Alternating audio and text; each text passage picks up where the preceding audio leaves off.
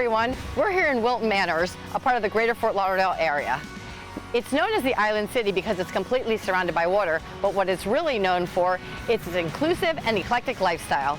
I'm your host, Linda Hoyt, and welcome to another episode of The American Dream.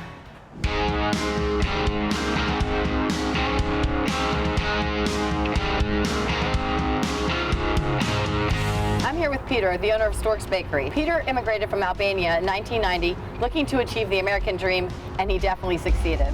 Storks is one of the most popular and well-known restaurants in Wilton Manors. Peter, tell us a little bit about Storks. Storks was opened in 1997 by Jim Storks. I took over in 2007, and this year we celebrate our 25th anniversary. That's amazing, 25 years in business. What do you attribute your success to? Open 7 days a week.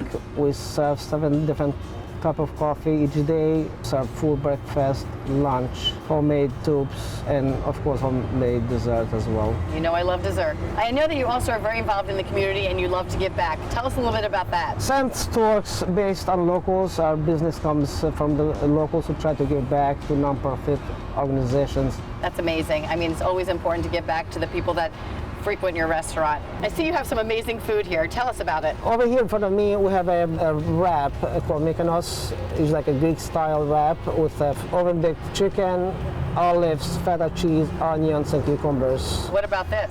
Over here we have a French tuna, and what makes it French tuna is the dry cranberries, the sweetness of the cranberries, and very lightly mayonnaise. And of course, the piece de resistance. Tell us about the dessert. What is our famous apple pie? We use 4 pounds of peeled and chopped apples. That's crazy, 4 pounds of apples per pie. That's wonderful. Yes, it keeps us very busy, especially for Thanksgiving, which we make over 1,000 pies. 1,000 pies during Thanksgiving. That's craziness. I can't even imagine. Thank you so much for taking the time to talk to us, and let's try some food.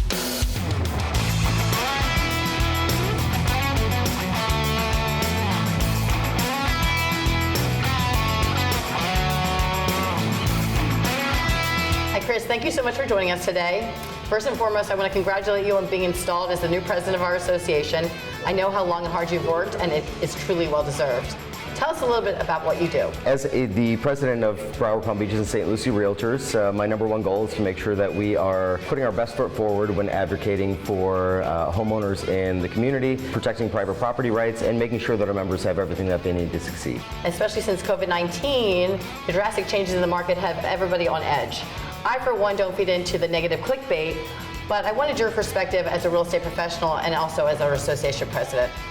I love that people don't play into the negative clickbait. I find that if you read through some of those stories, the actual story itself is not as damning as what the headline sounds like. There certainly have been changes in the market, but nothing is really negative to look at. We had really, really low interest rates, basically free money.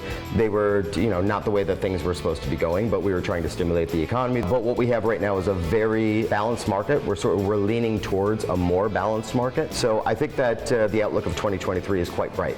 We've seen people coming, an influx of people more so even from New York, but also Arizona, California, all these other states. They're all flocking to South Florida. What do you think that is attributed to? We have fantastic tax laws, obviously, in the state of Florida, but we are seeing people that are coming from Sunbelt states to really take advantage of the sun, surf, and sand, and the favorable tax laws that we have here in the state of Florida. Tell us a little bit about within the association. I know that you're very philanthropic. Our board is very philanthropic. So tell us a little bit about that. If we can't build strong, healthy communities, then what is there to sell and attract people to the state of Florida? So the association has really made leaps and bounds in community efforts to make sure that we have strong communities that we can sell and that we have happy neighborhoods and neighbors that come together to make sure that all of the charitable resources that we have are fulfilled. Thank you so much, Chris, for meeting with us today and talking about the market and the association. I know you're super busy, so I really appreciate you taking the time,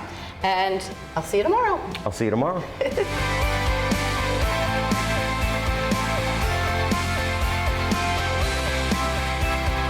Thank you so much for joining me today. As they say in Wilton Manors, life's just better here. I'm your host, Linda Hoyt. See you next time on The American Dream.